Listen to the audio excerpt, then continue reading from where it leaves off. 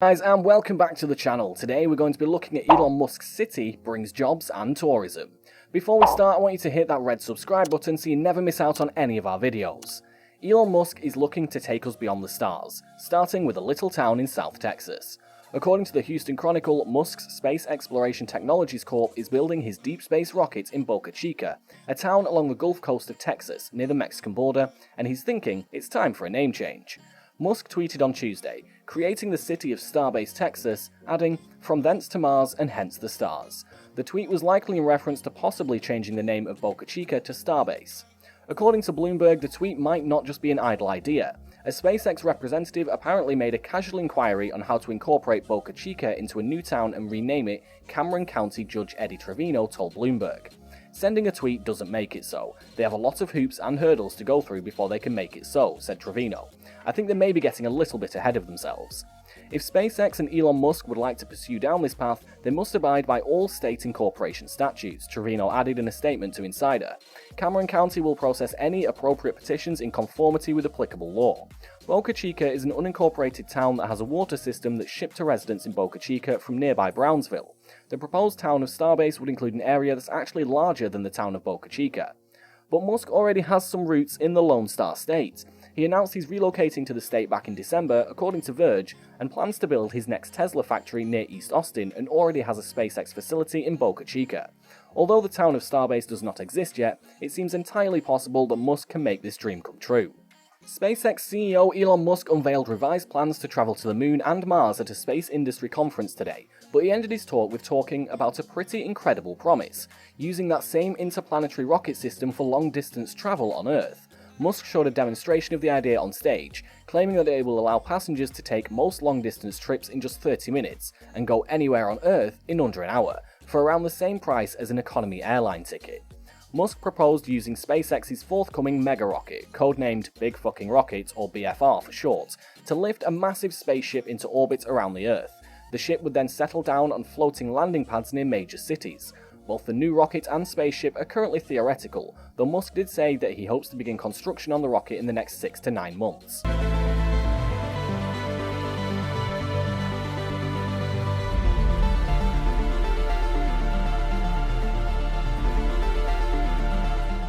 In SpaceX's video that illustrates the idea, passengers take a large boat from a dock in New York City to a floating launch pad out in the water. There, they board the same rocket that Musk wants to use to send humans to Mars by 2024. But instead of heading off to another planet once they leave the Earth's atmosphere, the ship separates and breaks off toward another city, Shanghai. Just 39 minutes and some 7,000 miles later, the ship re-enters the atmosphere and touches down on another floating pad, much like the way SpaceX lands its Falcon 9 rockets at sea. Other routes proposed in the video include Hong Kong to Singapore in 22 minutes, London to Dubai or New York in 29 minutes, and Los Angeles to Toronto in 24 minutes. This proposed method of Earth City to Earth City travel would be by far the fastest ever created by humanity. The ship would reach speeds of up to about 18,000 miles per hour at its peak, which is more than an order of magnitude faster than the Concorde.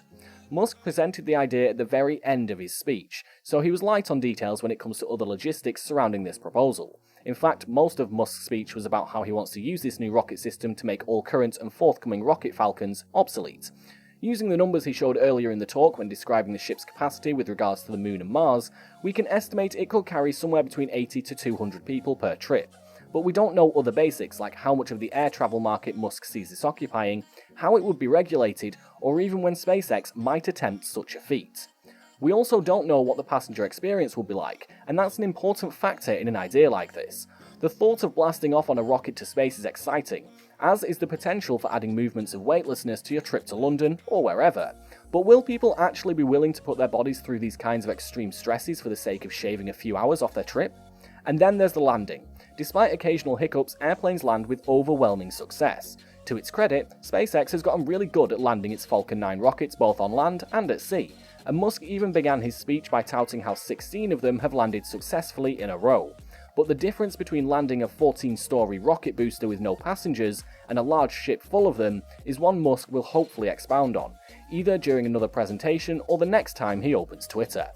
And that's all for today, folks. I hope you enjoyed the video. If you did, make sure to hit that like button and subscribe to the channel so you never miss another amazing video from us. Until next time. It'll be impossible to establish a self-sustaining civilization on Mars. Because we'll have to transport millions of tons of cargo, millions of people, and the cost of moving to Mars has to be affordable.